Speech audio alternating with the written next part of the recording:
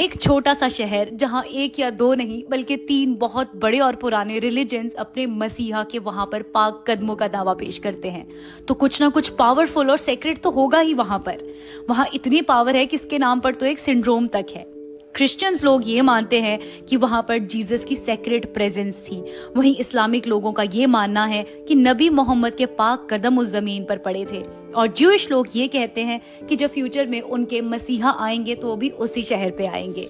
ये हमारी पहली वीडियो है तो इसमें बेशक बहुत कमियां होंगी। आपसे ये रिक्वेस्ट है कि प्लीज कमेंट सेक्शन में लिख दें ताकि हम उसे सुधार सकें और अच्छे से अच्छा कंटेंट आप तक ला सकें।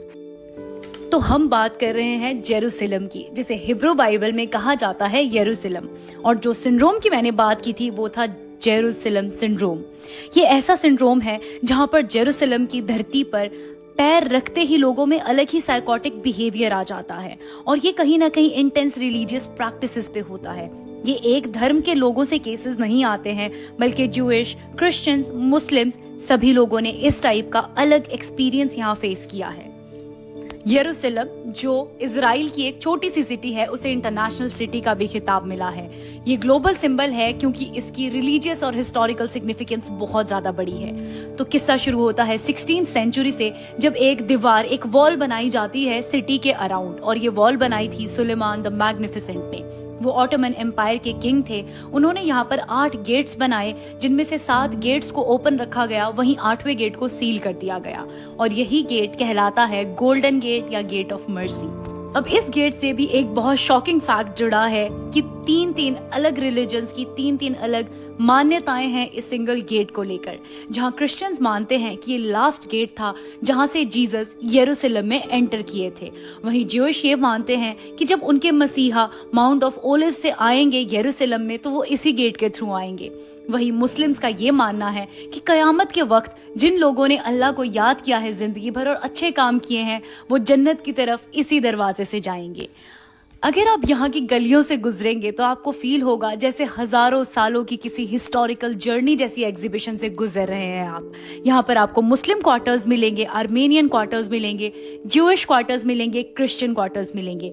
एक सिटी में इतने अलग अलग धर्म और कैसे एक साथ रह रहे हैं। इतनी पाक धरती होने के बाद भी बहुत दुख की बात है कि इस शहर ने बहुत ज्यादा अटैक्स देखे हैं। और ये वही शहर है जो विटनेस बना है क्रूसेड्स का भी, जिसके बारे में हम कभी और बात करेंगे। अभी हम एक एक करके ये देखते हैं कि क्यों सारे रिलीजन्स के लिए ये जगह इतनी इंपॉर्टेंट है। तो सबसे पहले हम स्टार्ट करेंगे ज्यूइश लोगों से। ज्यूइश लोग जो बहुत ज्यादा मेहनती होते हैं, ये प्रे करते हैं वेस्टर्न वॉल के आगे, जिसे ये हिब्रू बाइबल में कोटेल भी कहते हैं। अब आप सोच रहे होंगे कि वेस्टर्न वॉल क्या है, तो इसके लिए हमें थोड़ा पीछे जाना पड़ेगा, जहां किंग सुलेमान ने 1000 BC में माउंट मरिया पे पहला टेम्पल बनाया था ज्यूइश लोगों के लिए। अब ज्यूइश लोग ये मानते हैं कि वहां फर्स्ट टेम्पल इसलिए बनाया गया क्योंकि इब्राहिम अपने बेटे आइजैक की कुर्बानी देने वाले थे उस जगह पर। और सेकंड धारणा ये भी है कि जब गॉड ने पहला ह्यूमन बनाया जो एडम था, तो वो यहीं की मिट्टी से बनाया गया था। यहाँ पर फर्स्ट टेम्पल में एक गैदरिंग एरिया होता जहाँ ज्यूइश लोग प्रेयर के लिए इकट्ठे होते। वहाँ एक इनर रूम था जिसे कहा जाता होली ऑफ होलीज, और यहाँ रखा गया था आर्क ऑफ कोवेनेंट को। अब आर्क ऑफ कोवेनेंट क्या है? ये ओरिजिनल दस्तावेज थे उन 10 कमांड्स के जो गॉड द्वारा ज्यूइश लोगों को दिए गए हैं। आज भी ज्यूइश लोग पूरी कमांड्स को तहे दिल से निभाते हैं। लेकिन अनफॉर्चुनेटली बाद में बेबीलोनियंस ने इस टेम्पल को डिस्ट्रॉय कर दिया और इजराइलीज को निकाल दिया था देश से।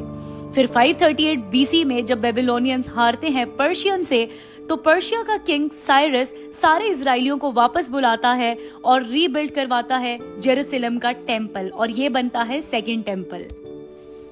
लेकिन फिर से वक्त करवट बदलता है और यहाँ पर रोमन्स आकर सेकंड टेम्पल को भी डिस्ट्रॉय कर देते हैं। अब जो वॉल बनाई थी किंग सुलेमान ने, उसका कुछ टूटा हुआ हिस्सा रह जाता है जिसे कहा जाता है वेस्टर्न वॉल। ज्यूइश लोगों के बहुत ही ज्यादा स्ट्रॉन्ग बिलीफ्स हैं इस वॉल को लेकर। वो मानते हैं कि इस वॉल में डिवाइन पावर है, वो गॉड के साथ कनेक्शन का डायरेक्ट वे है। वो घंटों यहाँ पर आकर हिब्रू बाइबल पढ़ते हैं, चांटिंग्स करते हैं, प्रेयर्स करते हैं, और वो रोते भी हैं, दुख प्रकट करते हैं अपनी हिस्टोरिकल त्रासदियों के लिए। उनका मानना ये है कि जैसे ही वो इस वॉल को छूते हैं, उनमें एक अलग ही एनर्जी आती है और वो एक अलग ही पावर को फील कर पाते हैं। उन्हें इस वॉल पर इतना भरोसा है कि वो हैंड रिटन प्रेयर्स को लिखकर उस वॉल में डाल देते हैं।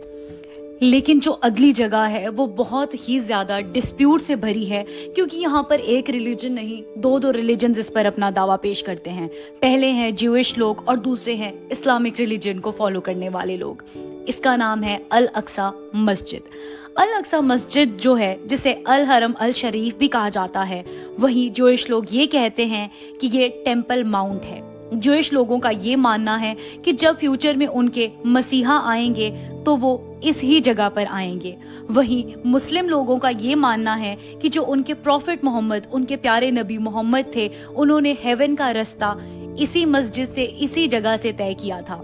एक और धारणा भी है कि मक्का से प्रॉफिट मोहम्मद एक ही रात में जेरूसलम आए थे। वहीं मुस्लिम लोगों के लिए मक्का और मदीना के बाद तीसरा सबसे पाक स्थान है अल अक्सा मस्जिद। लेकिन ये बहुत विवादों में रहती है, इसकी वजह से बहुत ज्यादा खून खराबा भी हुआ है, क्योंकि ज्यूइश लोग मानते हैं कि यहाँ पर उनके मसीहा आएंगे, वहीं इस्लामिक रिलीजन में ये माना जाता है कि यहाँ पर उनके मसीहा आए थे। अब हम बात करते हैं तीसरे रिलीजन, जिसका नाम है क्रिश्चियनिटी। क्रिश्चियंस ये मानते हैं कि ये वही शहर है जहां पर जीसस को क्रूसीफाई किया गया था और उन्हें दफनाया भी गया था। यहाँ पर एक साइट है जिसका नाम है विया डोलोरोसा, जिसे कहा जाता है वे ऑफ सफरिंग। ये ट्रेडिशनल रूट है जो जीसस ने लिया था अपने क्रूसीफिकेशन से पहले। इस चर्च से लेकर एक और बहुत स्ट्रॉन्ग बिलीफ है, क्योंकि ये चर्च है सैक्रिफाइस और रिडेम्पशन की स्टोरी का सिंबल। ये माना जाता है कि जब जीसस को दफना दिया गया था तो 3 दिन के बाद वो पुनर्जीवित हो गए थे और उन्होंने इसी चर्च से स्वर्ग की तरफ रुख किया था। बिल्कुल नेक्स्ट है इस चर्च के मॉस्क ऑफ उमार, और ये भी बहुत दिल छू लेने वाली स्टोरी है। तो ये किस्सा शुरू होता है 7th सेंचुरी में, जहां पर खलीफा उमार इब्न अल खत्ताब यरूशलेम आते हैं। अब यहाँ पर जो किंग थे, जिनका नाम था सोफरोनियस, वो कहते हैं कि आप मेरे लिए चर्च के अंदर जाकर प्रे करें। लेकिन यहाँ पर खलीफा उमार मना कर देते हैं, लेकिन वो उनका मान रखने के लिए कोर्ट यार्ड में बाहर बरामदे में प्रे करते हैं। और उसके पीछे उन्होंने 2 रीजंस बताए। पहला कि वो क्रिश्चियन बिलीव्स की रिस्पेक्ट करते हैं, वो खुद मुस्लिम होकर वहां पर प्रे करके उनके बिलीव्स को आघात नहीं पहुंचाना चाहते। दूसरा, उन्होंने, आप उनकी सोच देखिए कितनी पाक सोच थी, उन्होंने कहा कि मैं नहीं चाहता कि मैं यहाँ प्रे करूं, फ्यूचर में इस चर्च को तोड़कर मस्जिद में कन्वर्ट कर दिया जाए। और यहीं पे ही मस्जिद और चर्च बिल्कुल आसपास हैं। ये उमार मस्जिद भी बहुत ज्यादा पाक है। यरूशलेम की हर एक चीज, चाहे वहां का खाना है, कोई सोवेनियर्स, आपको एक हिस्ट्री का कोई ना कोई अनसुना किस्सा सुनाएंगे। तो ये था यरूशलेम से रिलेटेड 3 अलग अलग धर्मों के अलग अलग बिलीव्स। लेकिन मुझे पर्सनली ये लगता है कि उस धरती पे कुछ तो इम्पोर्टेंट, कुछ तो पाक रहा होगा, जहां पर 3 बड़े बड़े धर्मों के मसीहा आए थे।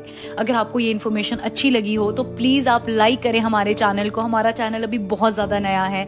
कमेंट करें और इस वीडियो को शेयर करना ना भूलें। अगली जो हम वीडियो लाएंगे, हम ट्राई करेंगे कि उसमें भी हम बहुत ज्यादा इन्फॉर्मेशन ला सके। तब तक के लिए thank you so much for watching our channel. Take care.